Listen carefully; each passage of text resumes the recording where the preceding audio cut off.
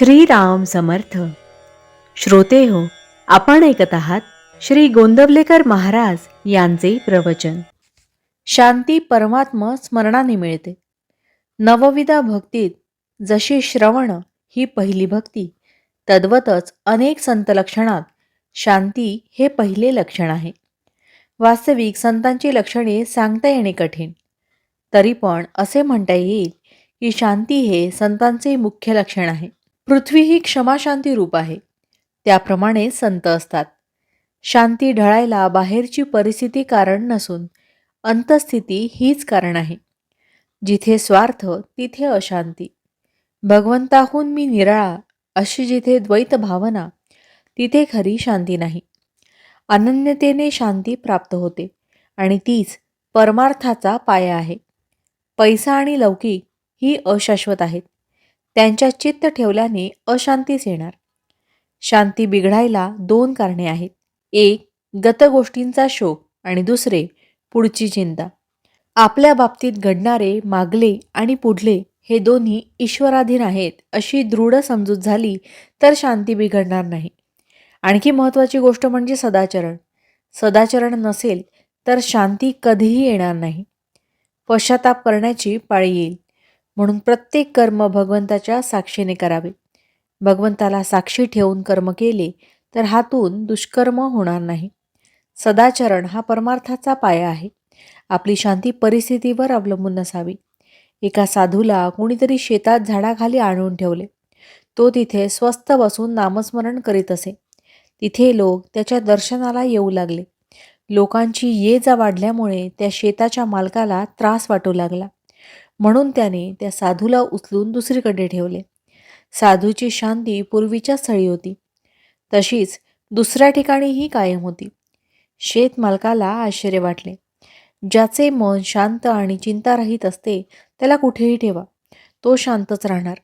म्हणून भगवंतावर विश्वास ठेवून स्वस्थ बसावे.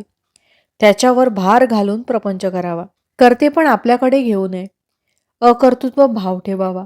अशाने शांती येईल. जगतचालक राम आहे ही भावना दृढ झाली तर शांती येईल. एकनाथांची शांती अगाध होती.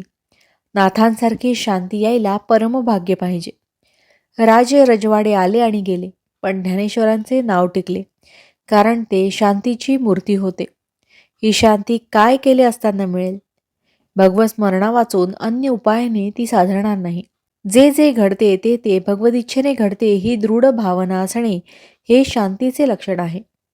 कर्तृत्वाभिमान शांतीच्या आड येतो. विद्या, वैभव, कला, संपत्ती, संतती याने शांती येतेच असे नाही. निरपेक्षता हे शांतीचे मूळ आहे. मनाविरुद्ध गोष्टी घडल्यानंतर लगेच भगवंताची आठवण करावी, म्हणजे आपोआप शांती येईल. मनातली शांती कायम ठेवून रागवता येते. तसे केल्यास हातून प्रमाद घडत नाही. भावार्थ, शांती परमात्मा स्मरणाने मिळते.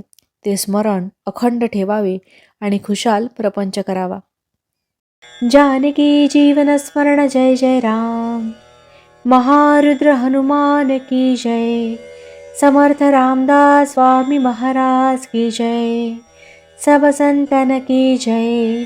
श्री अनंत कोटि ब्रह्मांड नायक राजाधिराज सच्चिदानंद सद्गुरु श्री ब्रह्मचैतन्य महाराज की जय.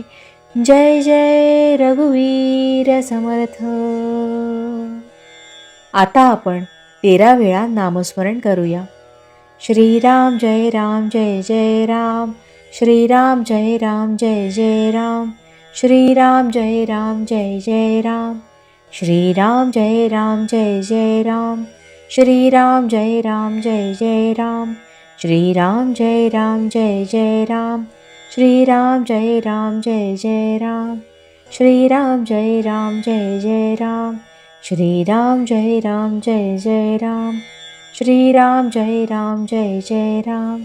श्रीराम जय राम जय जय राम. श्रीराम जय राम जय जय राम. श्रीराम जय राम जय जय राम. जय श्रीराम.